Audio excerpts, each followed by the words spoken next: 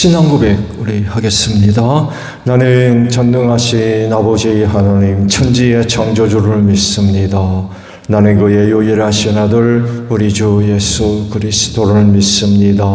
그는 성령으로 잉태되어 동정녀 마리아에게서 나시고 본디오 빌라도에게 고난을 받아 십자가에 못 박혀 죽으시고 장사된 지 사흘 만에 죽은 자 가운데서 다시 살아나셨으며 하늘에 오르시어 전능하신 아버지 하나님 우편에 앉아 계시다가 거기로부터 살아있는 자와 죽은 자를 심판하러 오십니다.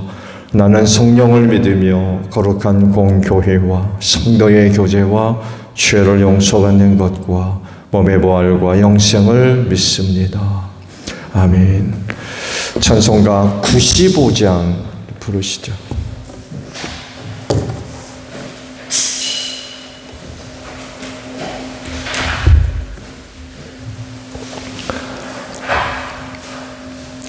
찬송가 95장이에요. 나의 기쁨 나의 소망 되시며 나의 생명이 되신 주 밤낮 불러서 찬송을 드려도 늘 하신 마음 뿐일세. 나의 사모하는 선한 목자는 어느 거다운 동산에 양의 무리와 늘 함께 가셔서 기쁨을 함께 하실까. 길도 없이 거친 넓은 들에서 갈 길 못 찾아 애쓰며 이리저리로 헤매는 내 모양 저와 헌수 조롱하도다. 주의 자비롭고 화평한 얼굴 모든 천사도 안기며 주의 놀라운 진리의 말씀에 천지가 화답하도다. 나의 진정 사모하는 예수님 음성조차도 반갑고 나의 생명과 나의 참 소망은 오직 주 예수 뿐일세. 아멘. 로마서 10장 1절에서 13절까지의 말씀이에요. 형제자매 여러분, 내 마음의 간절한 소원과 내 동족을 위하여 하나님께 드리는 내 기도의 내용은 그들이 구원을 얻는 일입니다. 나는 증언합니다. 그들은 하나님을 섬기는 데 열성이 있습니다. 그러나 그 열성은 올바른 지식에서 생긴 것이 아닙니다.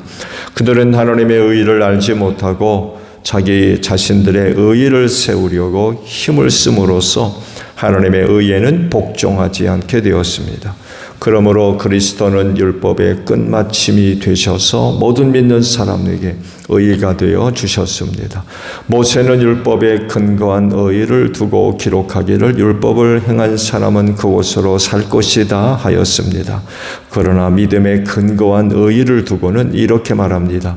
너는 마음속으로 누가 하늘에 올라갈 것이냐고 말하지 말아라. 그것은 그리스도를 끌어내리는 것입니다. 또 누가 지옥에 내려갈 것이냐 하고 말하지 말아라. 그것은 그리스도를 죽은 사람들 가운데서 끌어올리는 것입니다. 그러면 그것은 무엇을 뜻합니까? 하나님의 말씀은 내게 가까이 있다, 내 입에 있고 내 마음에 있다 하는 말씀이 있습니다. 이것은 우리가 전파하는 믿음의 말씀입니다.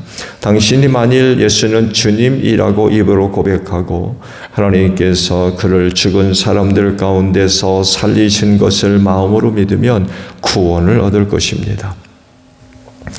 사람은 마음으로 믿어서 의에 이르고 입으로 고백해서 구원에 이르게 됩니다. 성경은 그를 믿는 사람은 누구나 부끄러움을 당하지 않을 것이다 하고 말합니다. 유대 사람이나 그리스 사람이나 차별이 없습니다. 그는 모든 사람에게 똑같이 주님이 되어주시고 그를 부르는 모든 사람에게 풍성한 은혜를 내려주십니다. 주님의 이름을 부르는 사람은 누구든지 구원을 얻을 것입니다. 아멘. 오늘 아침에는요 4절에 있는 말씀을 함께 나누려고 합니다. 4절 말씀을 보면 그러므로 그리스도는 율법의 끝마침이 되셔서 모든 믿는 사람에게 의의가 되어 주셨습니다 라는 말씀입니다. 누누이 말씀을 봐왔습니다만 해도 율법의 역할은 죄를 죄되게 하는 겁니다. 지난번에 말씀을 봤죠. 율법이 있기 전에 죄가 있었지만 뭔 죄인지 몰랐대요. 이 율법이 주어짐으로 인한 죄가 뭔지를 알게 되었다는 거죠. 그래서 율법의 가장 큰 역할은 죄가 뭔지 알게 하는 것입니다. 구원을 얻는 데 있어서 필요한 게 의지요. 하나님으로부터 의롭다 인정받지 못하면 구원받을 수 없어요.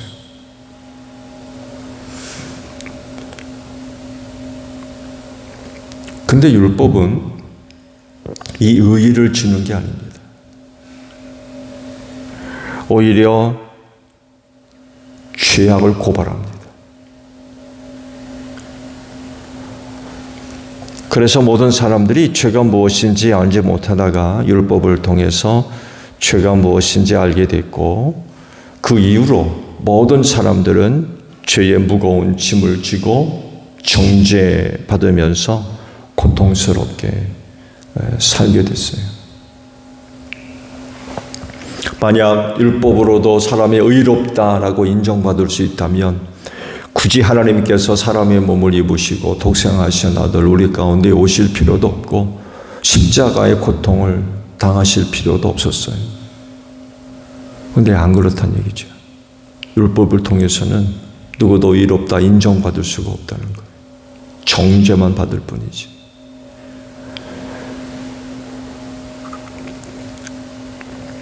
이렇게 되면 율법은 분명히 할 일이 정해지죠. 그 이상 넘어설 수 없어요. 구원을 위한 새로운 은혜가 올 때까지 율법이 취할 일을 제대로 잘 감당하면 되는 거죠. 그 이상은 아니라는 거예요.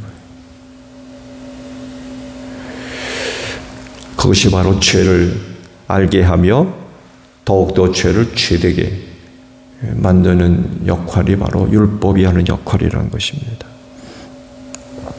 은혜가 올 때까지 사람들은 율법을 지킴으로써 의에 이루고자 했었어요.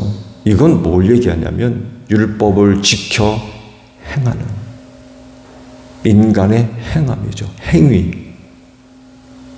이거를 통해서 의를 이루려고 그랬어요. 그렇지만 구원을 위한 의는 사람의 행위로 만들어지는 게 아니에요.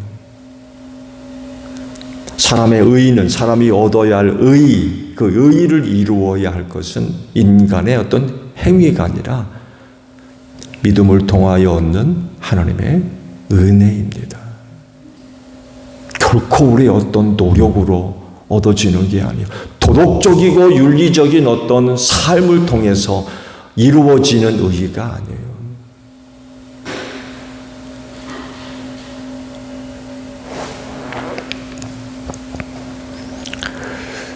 특히 유대교회에 빠져있는 유대인들이 율법을 지켜 행함으로 말미암아 의에 이루고자 했었죠. 그렇지만 성공한 사람은 한 사람도 없습니다. 그래서 말씀하시는 게 의인은 없나니 하나도 없다고 했어요. 만약에 있다고 하면 이런 말씀하지 않았을 겁니다. 율법을 지켜 행한 인간의 어떤 행위들, 말씀을 드리는데 도덕적이고 윤리적인 어떤 행위를 통해서도 의가 이루어진다 그러면 의인은 없나니 하나도 없다는 말씀은 안 하셨을 거예요. 근데 없는 거예요. 여러분, 율법 하나라도 어기면 그 율법을 어기는 겁니다. 아니, 하나쯤이야 그게 하나님 앞에서 통하는 얘기입니까? 통할 수가 없는 거예요. 하나라도 어기면 그건 율법 전체를 어기는 거예요. 그 율법을 지켜 인간의 어떤 행위를 통해서 의에 이른다? 그건 있을 수가 없는 거예요. 될 수도 없고요. 그래서 의는 인간의 어떤 행위를 통해서 얻는 것이 아니라 하나님께서 주시는 은혜입니다. 은혜. 그건 은혜로 이루어지는 거예요. 누가 하나님으로부터 의롭다 인정받느냐라고 할 때 믿음을 갖고 있는 사람. 그래서 예수를 보내주셨어요. 예수를 믿으라는 거예요.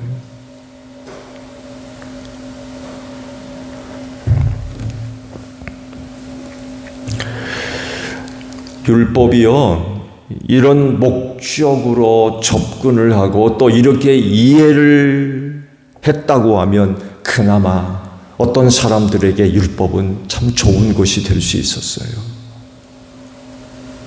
근데 그나마 그 율법도 사람들에 의해서 왜곡되죠.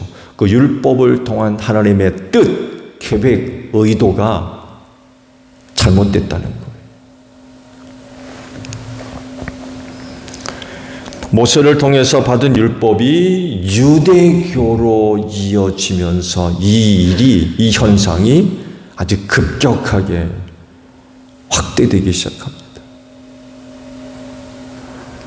즉, 율법을 지켜 행함으로 의에 이루고자 하는 이유와 목적으로 그 율법을 대하는, 율법을 생각하는 그 어떤 모습들, 어떤 기대감들, 그렇다고 하면 정말 사람들이 많이 애를 써서 율법을 지켜 행하는 그런 그 모습들이 있었을 텐데 어떤 사람들에 의해서 그나마 이런 그 율법이 왜곡됐죠.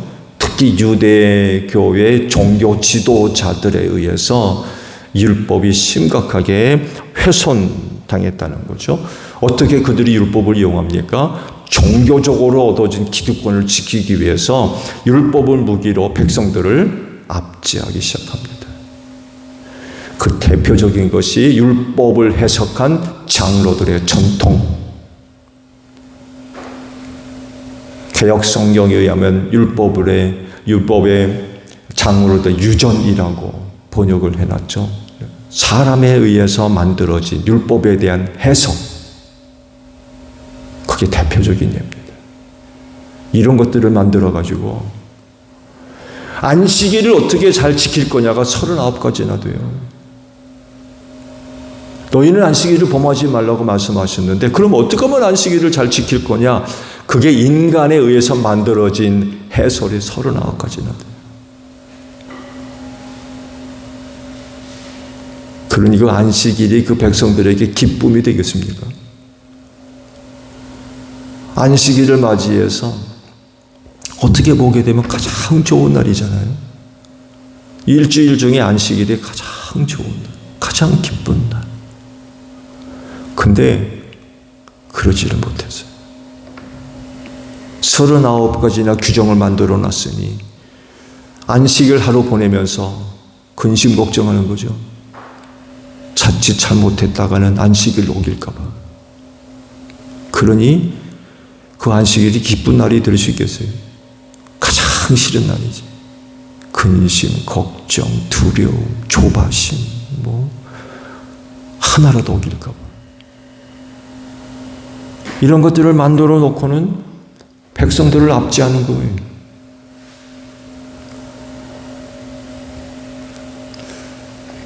종교적으로 얻은 기득권, 종교적인 것뿐이겠습니까? 당연히 정치적인 것도 들어가죠. 그래서 얻은 유익이 얼만데 그런 거 절대로 놓치기 싫은 거죠. 그러다 보니까 그런 것들을 무기 삼아가지고 백성들을 올가매고,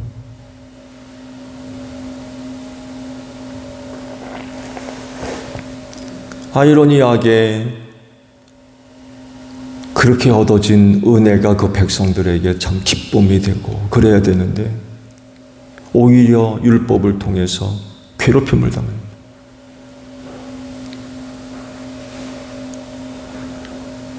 유대교의 큰 죄악이죠.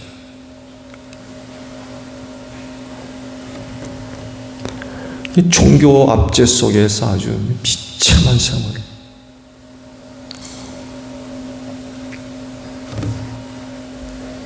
그래서 하시는 말씀도 너희는 하나님의 말씀을 버렸고 사람들이 만들어 놓은 전통을 더 지킨다고. 얼마나 책망을 하셨는지 몰라요. 하나님의 본질적인 뜻, 의도는 하나도 생각하지 않고 사람들이 만들어 놓은 제도, 말씀드렸죠. 율법을 해석한 장로들의 전통, 이런 것들을 잔뜩 만들어 놓고는 이걸 더 지키는 거예요. 하나님의 뜻이 뭔지도 모르면서.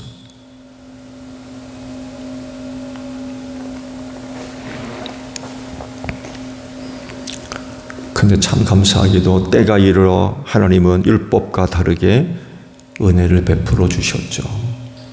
그게 뭐예요? 예수님이세요. 예수님. 예수님을 시작으로 해서 의를 이루어 주신 거죠. 예수로 말미암아. 이전에는 율법으로 말미암아 죄를 알게 하셨다고 하면 이제는 예수님을 통해서 의를 이루셨어요. 그렇기 때문에 예수님이 오신 이후로 사람들은 어떻게 해야 돼요? 그 예수님을 영접하고 그 예수님을 믿고 예수님을 주라 고백해야 된다는 거예요.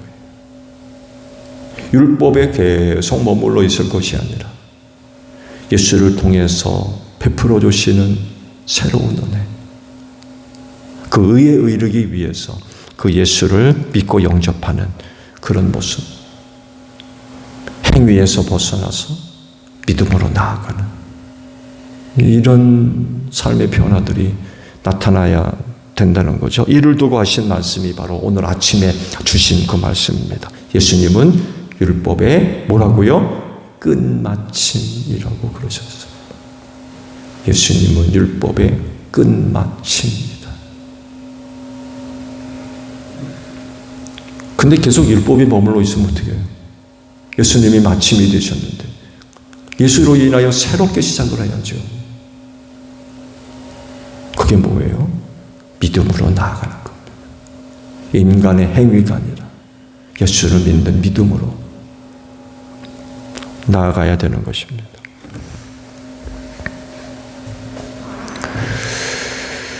그러므로 율법을 따라 살던 사람들은 이제 예수를 믿는 믿음으로 바뀌어야 되겠죠?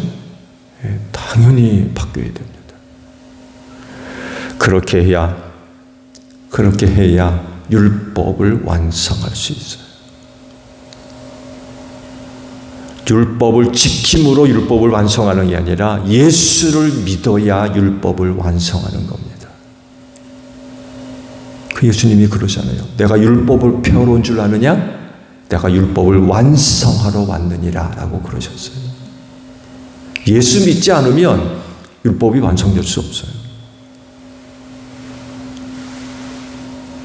왜냐하면 율법을 통해서 정죄만 받잖아요. 죄가 해결이 안 되는 거예요. 그럼 이 문제가 해결되지 않아서는 남아있으면 어떻게 되겠어요? 죄 가운데 망하는 거죠. 이건 율법의 완성이 아니잖아요. 그런 율법을 완성하려면 죄 문제를 해결해야죠. 율법에 의해서 드러난 나의 죄가 예수를 믿는 믿음으로 말미암아 해결되어져야 돼요. 그래야 율법이 완성되는 거예요.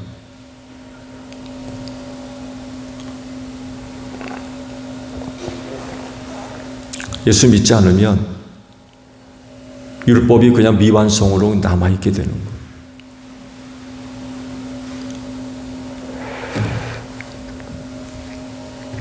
예수님은 율법의 끝마침이면서도 또한 완성이십니다. 그래서 말씀을 드린 대로 율법을 폐하려고 오신 분이 아니라 율법을 완성시키려고 오셨어요. 그래서 믿음은 행위를 완전케 합니다. 행위를 통해서는 절대로 의에 이를 수 없어요. 하나님은 믿음을 통해서 의롭다라고 하시는 분이세요. 그래서 믿음은 행위를 온전케 합니다. 행위는 불완전하거든요. 복음은 율법을 완성하는 것입니다. 말씀 주신 대로 예수님은 율법의 끝마침이십니다. 완성하셨기 때문에 그래요. 그분 자체가. 그러므로 그리스도인이 누굽니까? 예수를 믿는 믿음으로 계속해서 나아가는 사람이에요. 율법으로 돌아가는 사람이 아니라 율법의 마침이시고 완성되시는 예수 그리스도를 믿는 믿음으로 계속해서 나아가는 사람이 그리스도인입니다. 믿음의 창시자요 완성자라고 그랬어요. 이런 예수를 늘 바라보고 그분을 따라가는 사람, 이들이 그리스도인입니다. 근데 초대교회 상황을 보세요. 예수를 믿는다면서 할례를 받아야 구원받는다고 이런 소리 하는 사람들이 있었어요. 거기에 또 유혹을 받아가지고 안디옥 교회가 얼마나 큰 혼란을 겪었습니까? 유대로부터 어떤 사람들이 내려와 가지고는 할례를 받아야 구원받는다고. 예수는 율법의 끝마침이시라고 했는데 그 예수를 믿는 믿음으로 말미암아 율법이 완성되는 건데 그 예수를 믿는 사람들이 할례 받아야 된다고 그러니 기가 막힐 노릇이죠.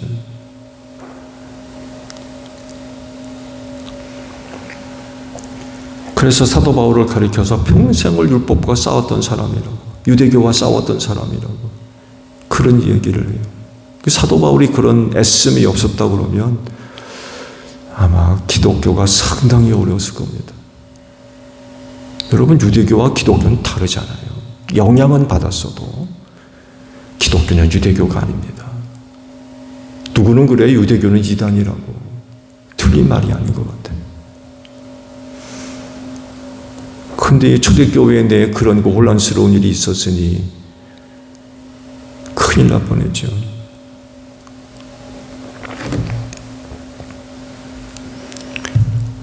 구원을 이루는 의인은 오직 예수를 믿는 믿음으로 말미암아 얻는 하나님의 은혜인 줄로 믿습니다. 율법을 지켜 행하는 인간의 행위가 아니에요. 도덕적이고 윤리적인 생활, 천만의 말씀.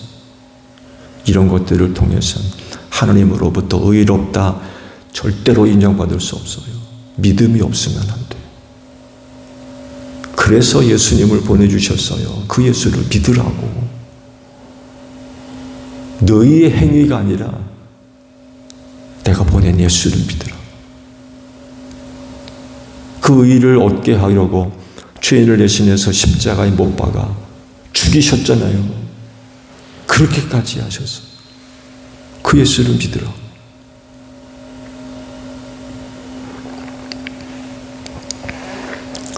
오늘 하루도 믿음으로 사는 여러분들이 되시기를 바랍니다.